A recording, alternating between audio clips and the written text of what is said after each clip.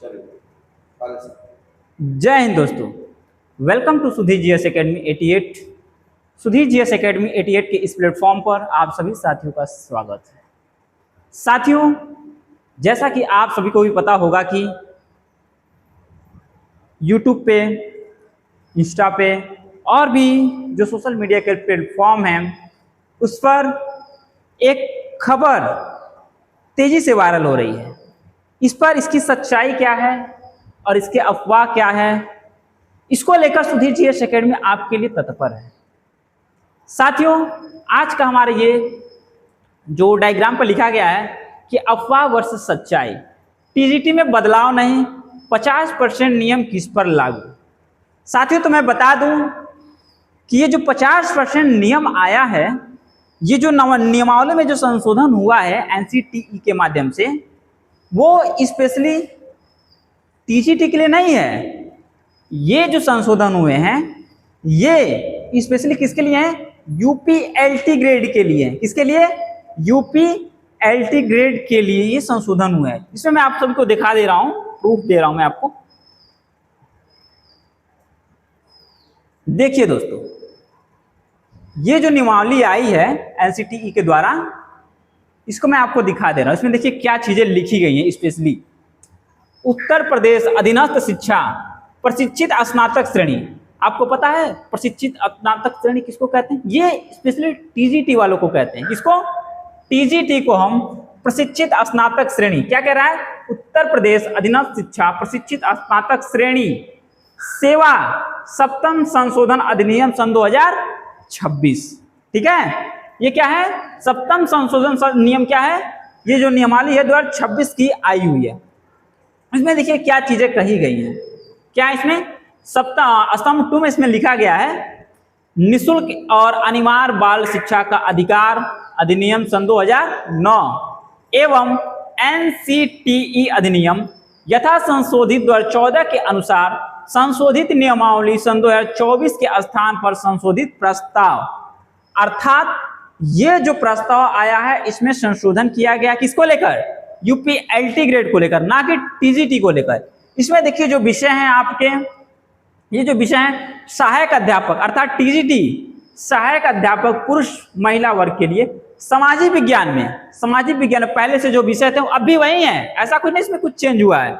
अभी विषय क्या है इसमें देखिए, एक भारत में विधि द्वारा स्थापित किसी विश्वविद्यालय, मान्यता विश्वविद्यालय संस्था से इतिहास, भूगोल, राजनीति और विज्ञान अर्थशास्त्र विषयों में से कम किन्हीं 2 विषयों में आपको क्या होने चाहिए? स्नातक होने चाहिए। ठीक है, अभी मैं बता दूं 50% किस पे है। दो भारत में एनसीटीई द्वारा मान्यता प्राप्त किसी कोर्स में शिक्षा स्नातक बीएड की भी उपाधि आपके साथ होनी चाहिए। अर्थात ग्रेजुएशन के साथ आपके पास बीएड की भी उपाधि होनी ही चाहिए, तब आप जाके इस फॉर्म को फिलअप कर पाएंगे। किसकी फॉर्म? इस फॉर्म की बात कर रहा हूँ, एलटी ग्रेड की फॉर्म की बात कर रहा हूँ, क्योंकि आगामी कुछ समय में हम लोग को एलटी ग्रेड का फॉर्म देखने को मिलेगा भी। ठीक है, अब देखिए विषय क्या है? सहायक अध्यापक महिला पर सामाजिक विज्ञान हाई स्कूल कक्षा 9-10 के लिए एलटी ग्रेड के जो टीचर है कक्षा 9-10 के लिए क्या है?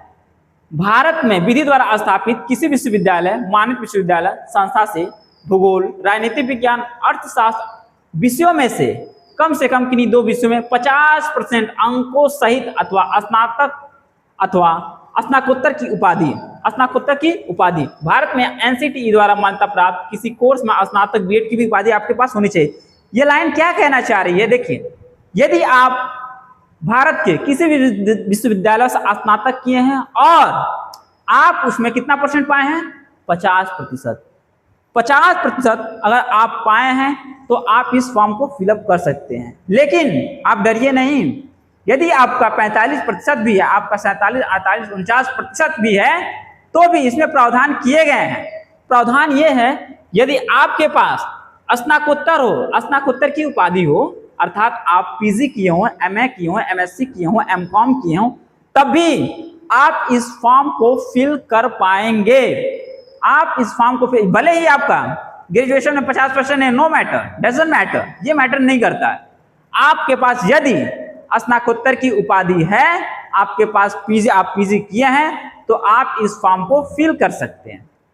साथियों, ये तो थी सामाजिक विज्ञान की बात। अब आते हैं थोड़ा सा संस्कृत की बात कर लेते हैं, क्योंकि वो एक लैंग्वेज है, ठीक है। अंग्रेजी है, देखिए इसमें गणित है, फिर विज्ञान है, जीव विज्ञान है, हिंदी, सब लैंग्वेज है, एक ही पेपर होते हैं इनके। अब आते हैं थोड़ा सा संस्कृत में। संस्कृत में पहले जैसा प्रावधान अब भी है। यदि आप संस्कृत से LT ग्रेड का फॉर्म फिल कर रहे हैं, इसमें देखिए आप, हमने क्या बताया था आपको, सामाजिक विज्ञान हो गया, इसके बारे में हमने आपको डिटेल से बता दिया है। उसके बाद क्या है, अंग्रेजी है, गणित है, विज्ञान है, जीव विज्ञान है, हिंदी है। अब आती है संस्कृत। तो देखिए संस्कृत में यह प्रावधान लाया गया, पहले जैसा ही है। यदि आप संस्कृत के अभ्यर्थी हैं और यूपी LT ग्रेड TGT का फॉर्म भरना चाहते हैं, यूपी LT ग्रेड का फॉर्म भरना चाहते हैं, तो आपको क्या होना चाहिए, 12th में अर्थात इंटर में अर्थात 12 में आपको संस्कृत पढ़नी होनी चाहिए। आप संस्कृत एक विषय के रूप में पढ़े होंगे, तभी आप इस फॉर्म को फिल कर पाएंगे, ठीक है। इतनी बातें क्लियर। अब देखिए इसमें एक चीज और स्पष्ट कर दी गई हैं, चूंकि काफी विवाद का विषय बना हुआ था। जैसे कि अभी यूपी टेट का एग्जाम हुआ है, क्योंकि रिजल्ट तो इसका नहीं आया है, लेकिन बच्चे अभी से ये आश लगाए बैठे हुए हैं कि क्या सुपर टेट में 6 to 8 के लिए अलग से वैकेंसी आएंगी, हैं 6 to 8 के लिए अलग से वैकेंसी आएंगी कि नहीं। ये अपवाद है, ये अपवाद का विषय बना हुआ है, तमाम खबर इसमें फैल रही है, तमाम बातें। तो मैं आपको ये चीजें स्पष्ट कर दूं कि ये जो नियमावली आई है, इसमें देखिए नीचे नोट करके एक चीज दी हुई है, देखिए क्या लिखा है इसमें, मैं स्पष्ट कर दूं आपको। ऐसे राजकीय हाई स्कूल एवं राजकीय इंटर कॉलेज जहां पर कक्षा 1 से कक्षा 5 तक एवं कक्षा 6 से कक्षा 8 तक के कक्षाएं संचालित हैं, वहां पर अध्यापन कार्य के लिए शिक्षकों की शैक्षिक अर्हता के संबंध में निर्णय लिया जाना अभी बाकी है।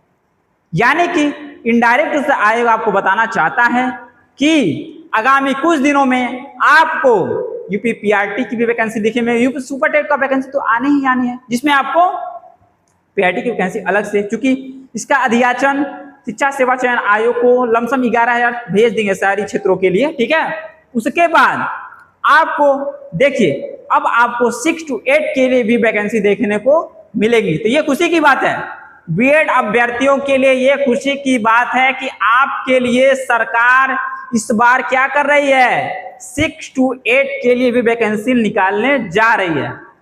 तो साथियों, मैं आपको बताना चाहता हूं, ये थी अफवाह और सच्चाई की खबरें। क्या थे, अफवाह वर्सेस सच्चाई। TGT में क्या था, बदलाव नहीं, 50% नियम किस पे था। आपको क्लियर हो गया होगा कि 50% जो नियम है वो यूपी LT ग्रेड के लिए, ना कि यूपी TGT के लिए। यूपी TGT का अधियाचन अभी कुछ समय बाद लगभग 23,000 TGT और PGT को मिला दिया जाए तो लगभग 23,000 वैकेंसी देखने को मिलेंगी, जिसमें से स्पेशल TGT के लिए 17,000 प्लस की वैकेंसी आने को है। तो आपके लिए बहुत ही अच्छा मौका है कि आप अपनी तैयारी को मजबूत बनाएं और अपनी सफलता को सुनिश्चित करें। इसके साथ आप हमारे YouTube channel Sudhir GS Academy 88, क्या है, सुधीर GS Academy 88 के साथ जुड़कर आप सभी जितने भी अभ्यर्थी सामाजिक विज्ञान से यूपी TGT का एग्जाम देना चाहते हैं वो इस चैनल से जुड़ सकते हैं। इसके अतिरिक्त मैं बता दूं कि इस बार TGT में आपको निगेटिव मार्किंग के साथ साथ इस बार आपको 30 नंबर का GS भी ऐड कर दिया गया है। क्या हुआ है, 30 नंबर का GS जनरल स्टडीज भी जोड़ दें। चाहे आप साइंस के विद्यार्थी हो, चाहे आप मैथ के विद्यार्थी हो, चाहे आप अदर सब्जेक्ट के विद्यार्थी हो, आपको अब क्या है 30 नंबर की GS भी TGT में देखने को मिलेंगी। तो साथियों, मैं बताना चाह रहा था कि Sudhir GS Academy special GS के लिए जानी जाती है।